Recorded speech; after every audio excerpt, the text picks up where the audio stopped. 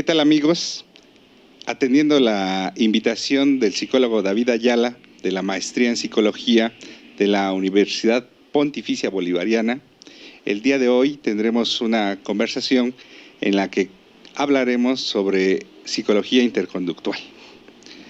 Para desglosar este tema, voy a hacer una breve entrevista al psicólogo Jaime Vargas, especialista en el tema. Te voy a hacer algunas preguntas, Jaime, que te agradeceré las vayamos contestando poco a poco. Quisiera yo empezar preguntándote, ¿quién fue J.R. Cantor? Gracias. Jacob Robert Cantor fue, yo creo, desde mi punto de vista personal, que es uno de los psicólogos más importantes en la historia de nuestra disciplina. Podríamos compararlo con figuras tan enormes como el mismísimo Aristóteles. Y realmente se me dificulta poder encontrar un parangón o otra medida de la enorme personalidad y el tremendo trabajo que nos ha dejado Cantor. Jacob Robert Cantor nace el 8 de agosto de 1888 en la ciudad de Harrisburg, en Pensilvania. Él fue hijo de un rabino judío ortodoxo. Para 1914 se titula como bachiller de filosofía en la Universidad de Chicago. Eso es lo que para nosotros aquí en México sería igual a la licenciatura. Su formación entonces empieza directamente en el terreno de la filosofía. Para 1915 y para 1917 se va como asistente de profesor a la Universidad de Minnesota y ahí conoce a la que iba a ser su esposa, Helen Rich, con quien se casa en 1916, un 2 de septiembre, y quien a la postre le da a la hija Helene Juliet, quien también con el tiempo estudia arqueología, y no tengo la información completa, pero por alguna desgracia queda incapacitada en una silla de ruedas.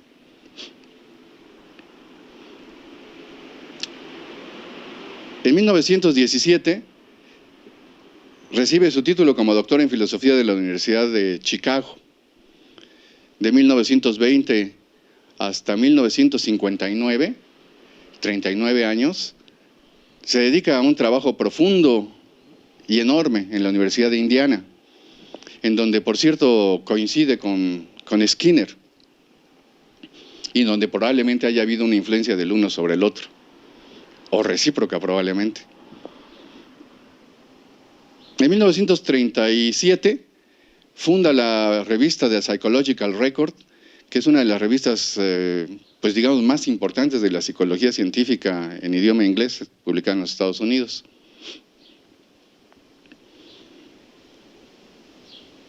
Ya desde 1952 y hasta 1963 se dedica a ser conferencista en la Universidad de Nueva York. El año de 1963 y 64 también es conferencista, pero ahora en la Universidad de Maryland. Un poco después, en 1974, ya retirado por supuesto, empieza sus viajes a la Ciudad de México. Aunque debo de mencionar que un poco antes, en el 64, es aceptado nuevamente, porque después de morir su esposa se regresa a vivir con su hija a Chicago, y ahí es recibido nuevamente por su alma mater, la Universidad de Chicago, quien le otorga un grado como investigador de esa misma universidad. Decía yo, en 1974 empieza sus viajes a México y asiste en ese año al primer congreso de la Sociedad Mexicana de Análisis de la Conducta, auspiciado por la Universidad Veracruzana y con sede en el campus Jalapa, donde yo estudié. Debido a la amistad que forma con el doctor Elie Rayer de la Universidad Nacional Autónoma de México, viaja varias veces a esa ciudad para llegar a vivir con el doctor Rayek. Y en 1980 hace su último viaje a México, en este caso invitado por la ENEP Iztacala de la UNAM, la Universidad Nacional Autónoma de México, en donde yo estaba dando clases en ese entonces. Y en ese viaje de Cantor hace un recorrido al interior de la República, en el que yo tuve la fortuna de acompañarlo a Chichén Itzá en Yucatán y a Monte Albán en Oaxaca, para tomar fotos y tener una impresión directa de los monumentos arqueológicos de nuestro país, con objeto de llevarle esta información a su hija. En 1984, desgraciadamente, fallece un 2 de febrero, dejando una obra, como digo, impresionante y una gran cantidad de material para que sigamos estudiando. Qué datos tan interesantes has dado, Jaime. Yo te preguntaría entonces en este momento, ¿cómo se puede caracterizar el trabajo de J.R. Cantor? Sí, muchas gracias, Jorge. Vamos a darle la vuelta aquí a este pequeño rotafolio, porque nos puede servir como un pequeño apoyo. Primero que nada, tenemos que decir que la obra de Cantor fundamentalmente es la obra de un titán.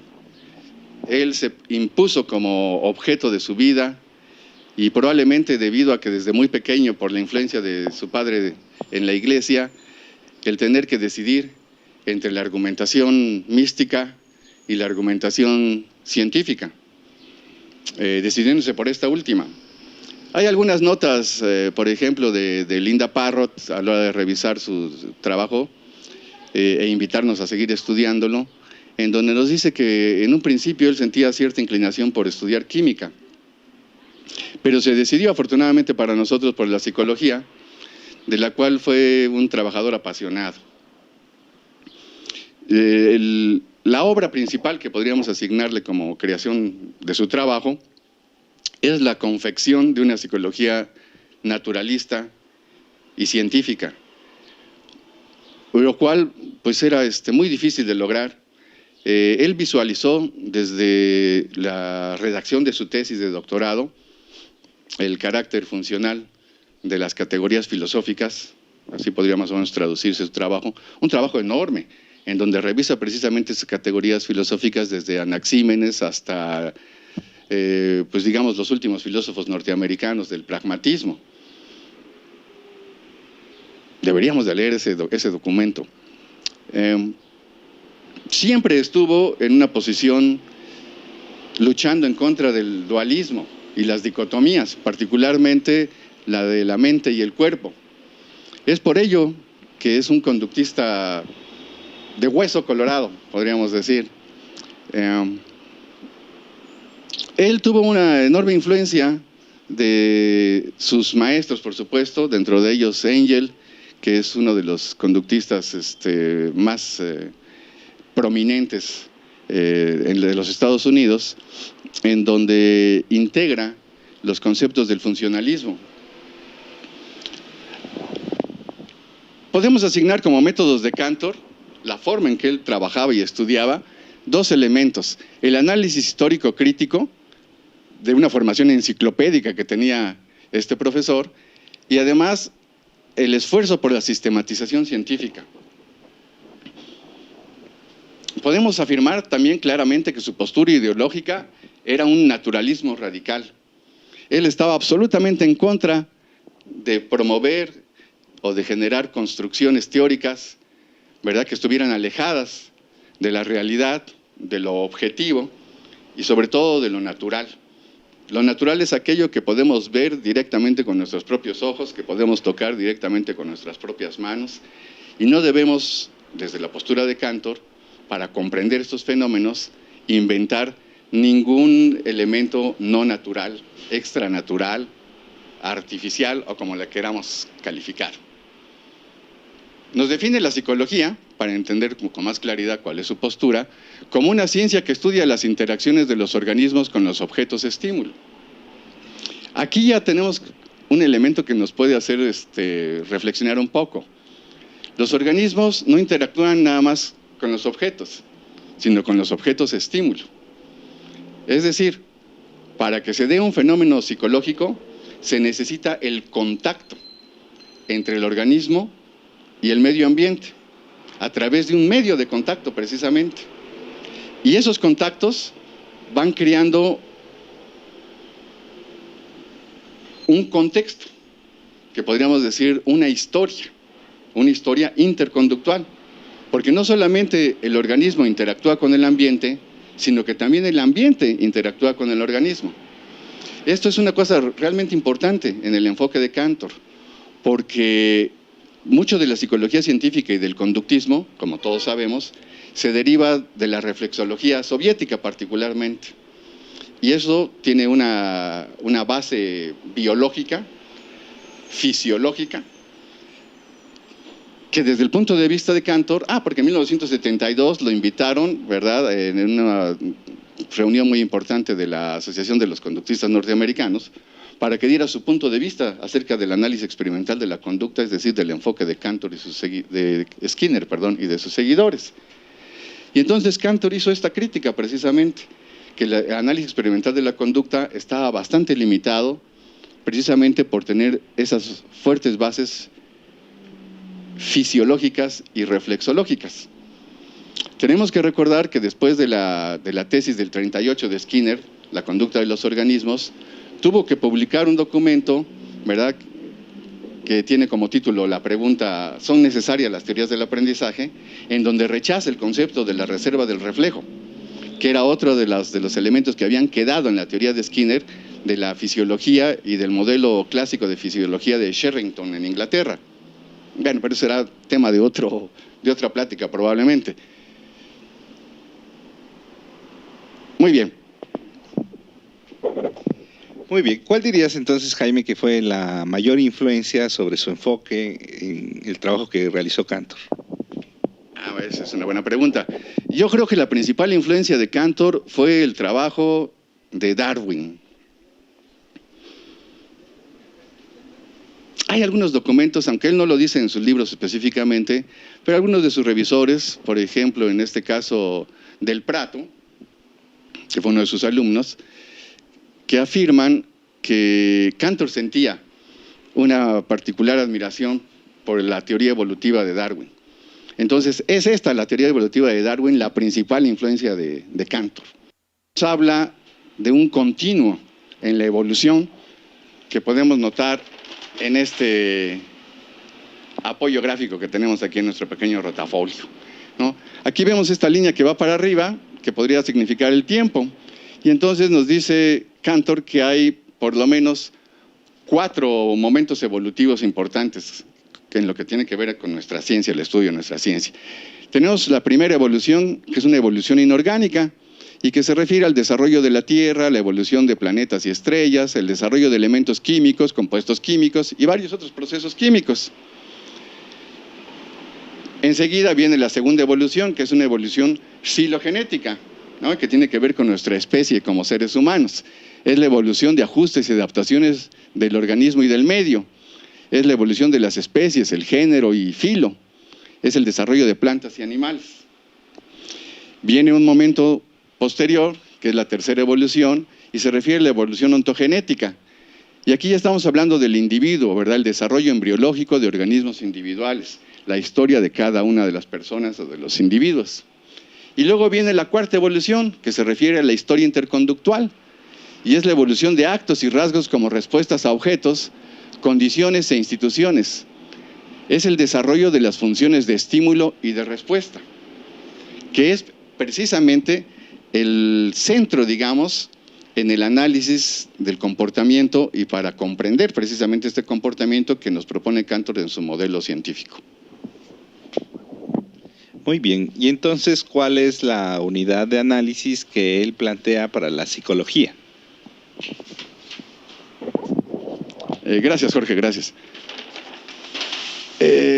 Bueno, la unidad de análisis la podemos nosotros describir como el evento psicológico.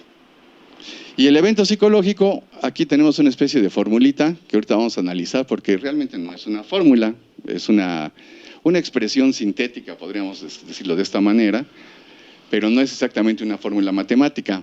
Sin embargo, nos dice que el evento psicológico es un conjunto de elementos, ¿verdad?, porque debemos recordar que Cantor plantea una teoría de campo. Y para esto deberíamos regresar para afirmar por ejemplo, que Einstein decía que hay 3 momentos en el desarrollo de la ciencia para explicar el comportamiento de los fenómenos. Un primer momento en donde los fenómenos se explican, o se tratan de explicar al menos, hablando o recurriendo a fuerzas internas que tienen los fenómenos que queremos estudiar. Un segundo momento en donde para explicar los fenómenos se recurre a fuerzas externas. Ahí podemos hablar, por ejemplo, de la mecánica de Newton, que fue muy importante e influyente sobre el pensamiento científico por lo menos del siglo XVII para nuestros tiempos actuales. Y el tercer momento es precisamente las teorías de campo. Probablemente la primera teoría de campo se haya desarrollado en la física, con las familias de ecuaciones de Maxwell en el terreno de la termodinámica. En el campo de la psicología, a mí solamente se me ocurren 2 teorías de campo, una que es la que desarrolla Kurt Lewin en el terreno de la psicología social y específicamente el contexto de lo que él denominó la topología psicológica, y la otra pues es la teoría de Cantor, sin la menor duda, ¿no? Esta teoría de campo a la que nos estamos refiriendo en esta charla de hoy. Y el campo al que se refiere Cantor tiene algunos elementos que están aquí descritos con estas letritas, ¿verdad? Tenemos la FE, que es la función estímulo, FR, que es la función respuesta, HI, que es la historia interconductual, FD, que son los factores disposicionales, y MC, que son el medio de contacto. Y aquí tenemos algunas definiciones breves de estos elementos. La función de estímulo es cuando el objeto estimulante se intercomporta con el organismo psicológico, es decir, cuando hacen contacto. La función de respuesta es cuando el organismo se intercomporta con el objeto estímulo, porque esto es recíproco, ¿verdad? Por lo que la fórmula para todo campo psicológico o interacción es S doble flecha R. Aquí es muy interesante que notemos que a diferencia de otros enfoques conductistas, y fisiológicos particularmente, que es otra ciencia diferente, no es el medio o los estímulos los que controlan la respuesta, ni es la respuesta la que controla el medio. En realidad es un control mutuo, es una interconducta propiamente dicha, ¿verdad? Cantor no solamente está en contra de las dicotomías, sino que es un pensador que cree más en lo continuo de los fenómenos que en lo discreto de ellos. En fin, el otro elemento, que es la historia interconductual, depende de la maduración biológica y se inicia en la parte final del desarrollo intrauterino.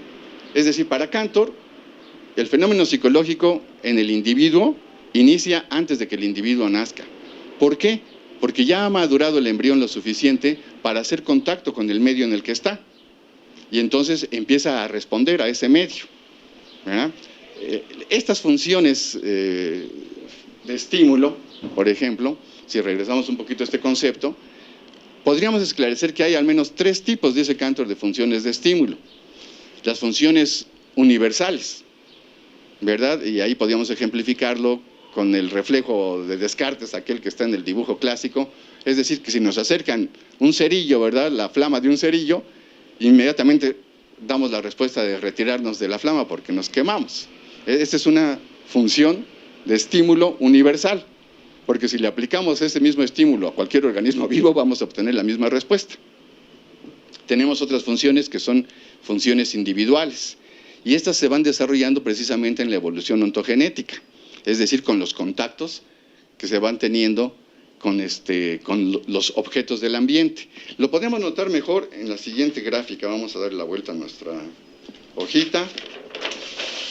Y aquí vemos, miren, precisamente, tenemos la etapa prepsicológica. Aquí está el organismo, aquí está el objeto. El organismo, pues, está configurado con estructuras y funciones biológicas, y el objeto con propiedades y actividades físico-químicas, ¿verdad? Pero aquí están, digamos que separados. Cuando hay contacto del organismo con el objeto, aquí está el contacto, y se hace a través de un medio de contacto, ¿verdad? Entonces empiezan a establecerse las funciones respuesta por parte del organismo y las funciones estímulo por parte del objeto. Y conforme se den estos contactos con más frecuencia, como vemos aquí en estas varias flechas dobles, se van creando funciones de respuesta diferentes y funciones de estímulo diferentes. ¿verdad? Más adelante vamos a ver cómo esto se llama la biografía de respuesta y esto se llama la evolución del estímulo. Y son fenómenos que se van dando conjunta y recíprocamente conforme el organismo se desplaza en el medio y hace contacto con los objetos. Muy bien. Vamos a regresar un poquito a nuestras definiciones. Aquí estamos. Para hablar de otro de los elementos del campo, que son los factores disposicionales. Esto es muy interesante porque se criticaba bastante de la teoría de Skinner, ¿verdad?, que es la más conocida, digamos, del conductismo del siglo pasado, pues la sencillez o lo simple de su enfoque. Muchos estudiantes que reciben un barniz de conductismo generalmente dicen, el conductismo sí es esa teoría que habla de estímulos y respuestas, ¿verdad? Pero no es exactamente así. Porque además, para estudiar el fenómeno psicológico de los estímulos y las respuestas, que ya vimos que no son los fisiológicos, tenemos estos otros elementos que se llaman factores disposicionales. Y son las condiciones bajo las que ocurre el evento psicológico. Varían por parte del objeto estímulo, por ejemplo, puede cambiar el color, la distancia, la temperatura, etcétera. Todos estos son factores que afectan a la adaptación del organismo a los requerimientos que le impone el ambiente, por el momento en el que está viviendo. Y también hay otros factores disposicionales que se derivan por parte del organismo, como podría ser la fatiga, el hambre, la conducción nerviosa, ¿verdad?, etcétera. Nuestras interacciones con los mismos objetos varían dependiendo si estamos en la iglesia, en el bosque o en la ciudad, ¿verdad? Esos ya son lo que se llaman funciones de estímulo culturales. Y esos estímulos, Cantor los califica como estímulos institucionales. Es decir, cuando varios organismos damos la misma respuesta ante el mismo estímulo, porque pertenecemos, podríamos agregar, a la misma cultura. Y por último tenemos el medio de contacto, que son los elementos que permiten ser estimulado y tener disposición para ejecutar respuestas. Por ejemplo, la luz nos permite ver, el aire nos permite oler, ¿verdad? Y esto nos ayuda también a sacar dentro de la casuística del fenómeno psicológico propiamente dicho, algunos elementos que más bien confunden en la teoría y que no pertenecen a la psicología, sino que pertenecen más bien a la fisiología. ¿Verdad? Muy bien.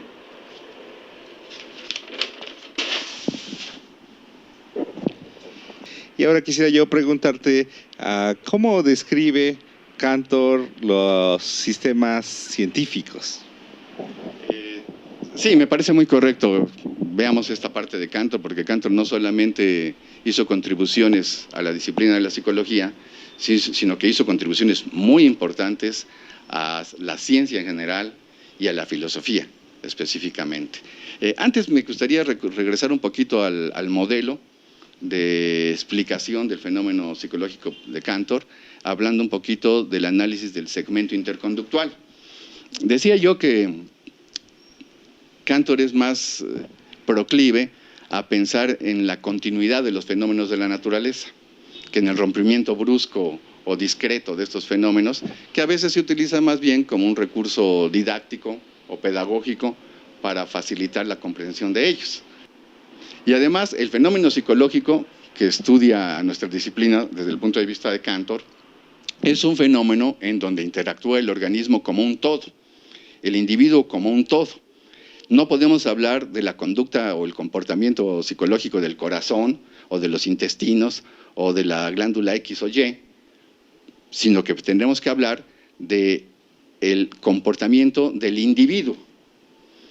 Y por cierto, también en algunos de los escritos de Cantor, que es imposible revisar su obra en estos breves minutos que tenemos en esta plática, encontramos también por ahí un escrito muy importante acerca de la psicología social. Y Cantor afirma en ese escrito que el objeto de estudio de la psicología social no es el comportamiento de los grupos, porque eso lo estudia la sociología, la etnología o otras disciplinas. Lo que estudia la psicología es el comportamiento de individuos completos, tomados como un todo, ¿verdad? Me voy a parar para que veamos un poquito esta figura que tengo atrás a mis espaldas. Bueno, aquí tenemos en esta pequeña imagen lo que es el segmento interconductual. Esta es la imagen original, por eso es que la vemos en el idioma inglés. De izquierda a derecha, esta flecha nos señala el tiempo, cómo va pasando, ¿verdad? Un segmento interconductual es como si fuera una fotografía instantánea de la situación psicológica de un individuo particular. Este renglón grueso gris es precisamente para hablar de que el continuo está presente, ¿verdad? Aquí tenemos un pedacito del segmento anterior, aquí tenemos un pedacito del segmento siguiente. Y este es el segmento del momento que estamos analizando, ¿verdad? Hay algunos, digamos, los límites del campo. Aquí, en estas líneas onduladas, ya están los factores del campo, ¿verdad? Los factores que dijimos disposicionales, que se derivan tanto del organismo que está aquí, como del medio ambiente que está aquí. La interacción con la flecha doble, ¿verdad? La vemos acá. Y aquí está el medio de contacto. Como decíamos que la luz es lo que nos permite ver, aquí estaría el organismo con sus ojos y el organismo completo viendo, ¿verdad? Y aquí estarían los objetos del ambiente, que son los que nos producen la estimulación.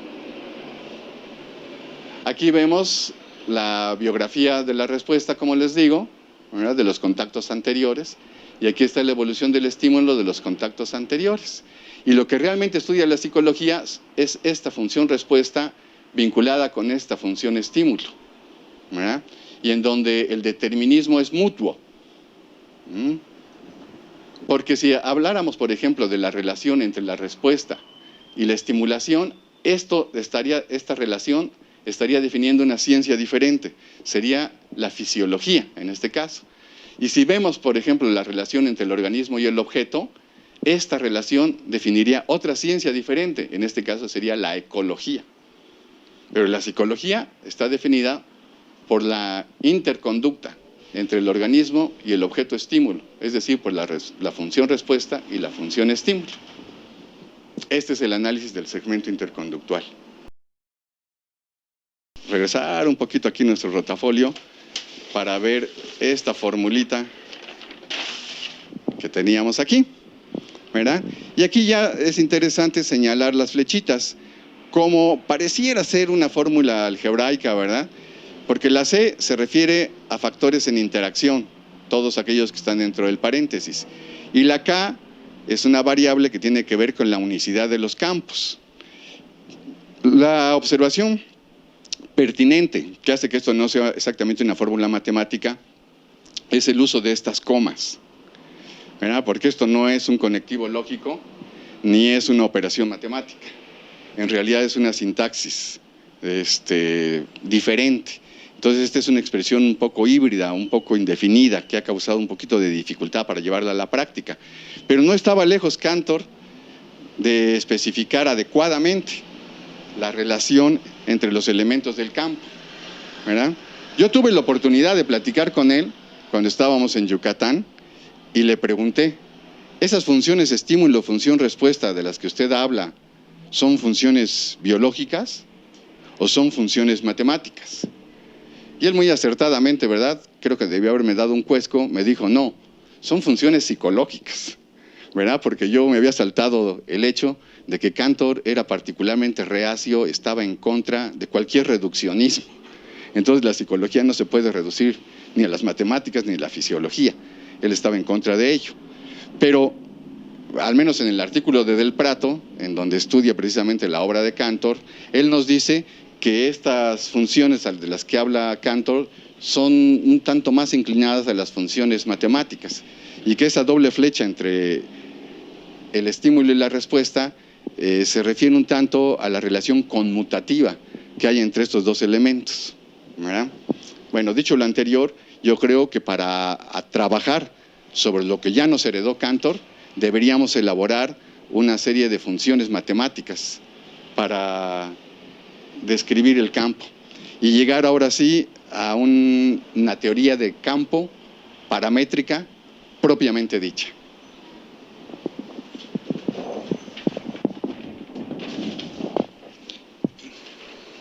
Muy bien, Jaime.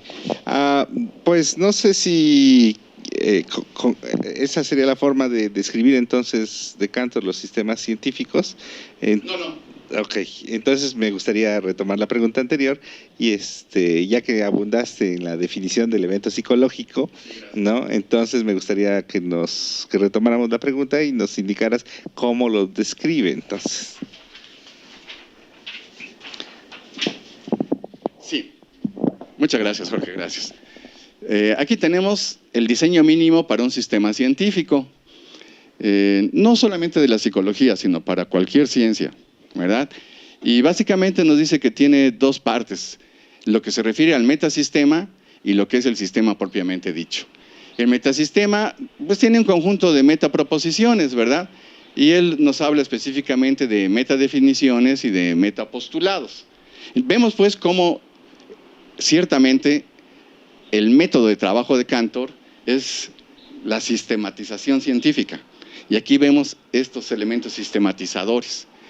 Ya en lo que se refiere al sistema científico específico, que está configurado por proposiciones, nos desglosa Cantor hablando de que hay definiciones que se refieren al aislamiento y localización del dominio de la ciencia de que se trate, de que hay postulados que son suposiciones pertinentes para ese dominio, que tenemos datos, variables y unidades de análisis que consiste precisamente en la selección de los eventos que vamos a estudiar, y hay operaciones investigativas, que es la manera en que el científico interactúa con su objeto de estudio en este sistema de interconducta, haciendo observación, generando teorías, proponiendo proposiciones explicativas, elaborando ecuaciones, ¿verdad? Este es el diseño mínimo para un sistema científico. Y en ese sentido, ¿cómo sistematiza el metasistema de la psicología?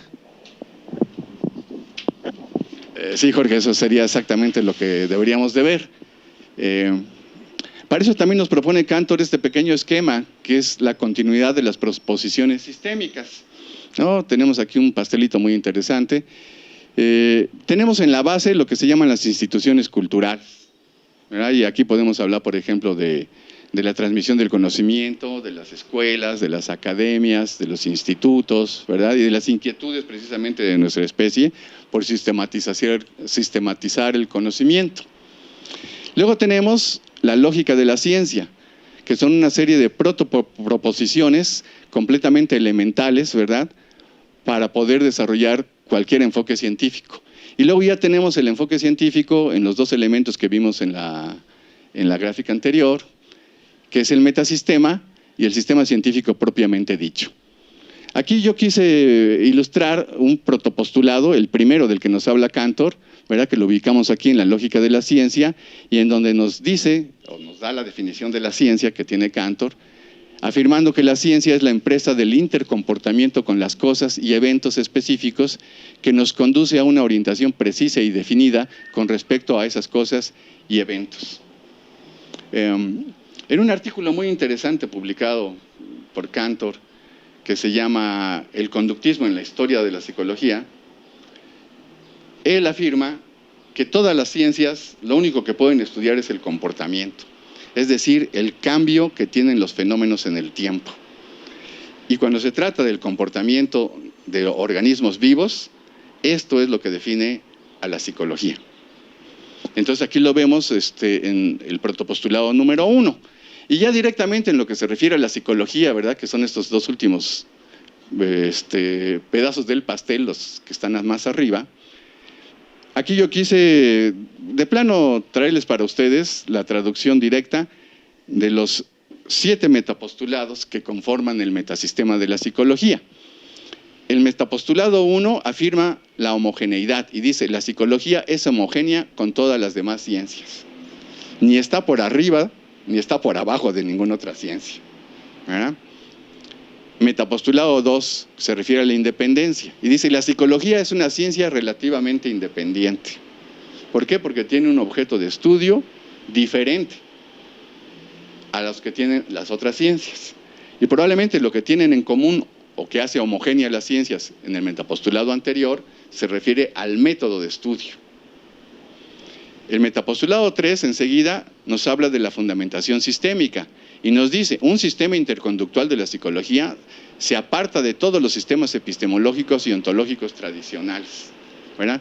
Y aquí ya nos está diciendo que la psicología, y este es uno de los elementos que aportó desde su juventud, decía yo en la tesis de doctorado, Cantor.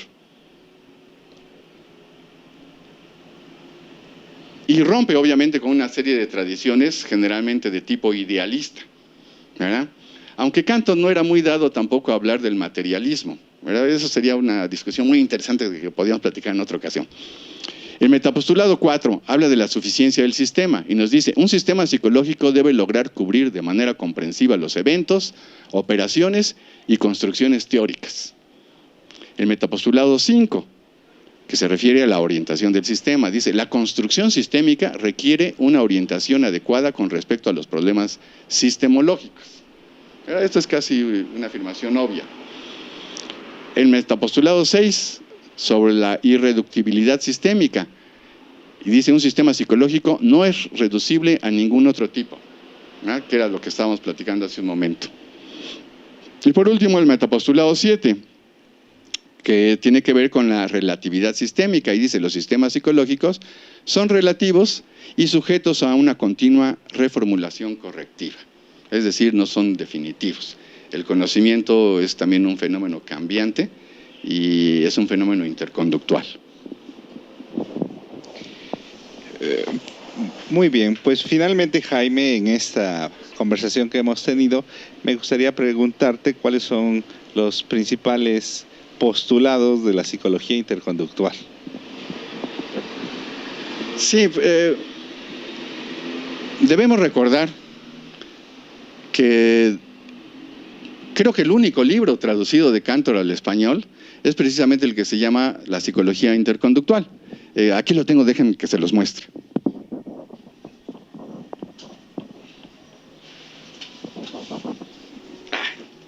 Es este libro precisamente. Este libro lo pueden bajar en nuestra página www.conductitlan.net de manera gratuita. Y en este libro encontramos un trabajo totalmente sistemático, muy posiblemente el trabajo más sistemático que hay en psicología, incluso más sistemática que la teoría de Clark Hull, que también utilizaba un enfoque hipotético deductivo, ¿verdad? Muy parecida a las teorizaciones que hacen los matemáticos y algunos físicos, y que nunca se había visto en la psicología. Por eso es que es un libro tan interesante. Sería muy bueno que todos ustedes lo consultaran y lo obtuvieran. Además es gratuito, ahí en nuestra página lo pueden bajar. Precisamente de ese libro, aquí saqué los 8 postulados de la psicología interconductual, que espero que les queden a ustedes un poco claro. Primero que nada nos dice que los eventos psicológicos consisten en campos multifactoriales. Ya vimos el análisis del segmento del campo. En segundo lugar, nos dice que los eventos psicológicos se interrelacionan tanto con los eventos sociales como con los biológicos y los físicos. Es decir, hay una continuidad, en este caso, con las otras ciencias, ¿verdad? Pero también hay una especificidad en cada ciencia en particular. En tercer lugar, los eventos psicológicos se desarrollan a partir de la interconducta ecológica, que es precisamente en donde, en un escenario mínimo, diríamos, está un organismo y está el ambiente. En cuarto lugar, nos dice que los eventos psicológicos implican la participación de los organismos de manera total y no solo de órganos o tejidos específicos, como ya platicábamos hace un momento. El quinto postulado de la psicología interconductual afirma que los eventos psicológicos son ontogenéticos, es decir, se refieren a un organismo individual.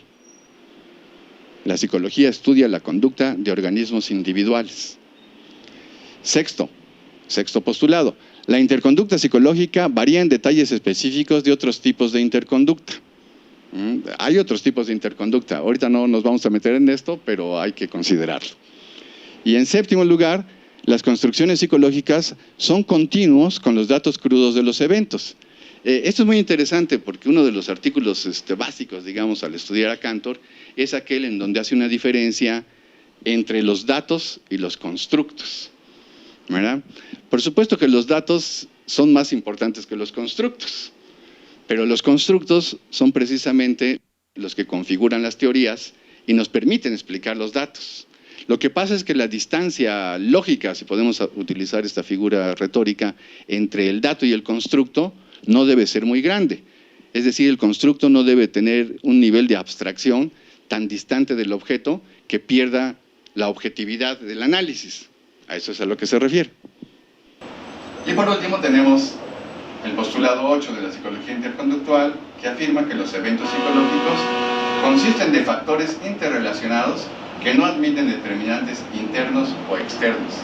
Es decir, otra vez, Cantor está en contra de la reductibilidad de la psicología a otra disciplina o de reducir otras disciplinas a la psicología. Entonces, por eso es que niega estos determinantes internos y externos del fenómeno que se está estudiando. Muchas gracias, amigos. Muchas gracias, Jorge. Gracias, Jaime, por contestar estas preguntas. Yo quisiera agradecer también a nuestros amigos de Colombia por esta invitación, a todos los estudiantes y profesores de esta maestría. Y quisiera, por último, retomar la frase que alguna vez compartiste con nosotros. Cantor es sin duda un titán en la psicología y su estudio resulta orientador y esclarecedor para los psicólogos. Muchas gracias.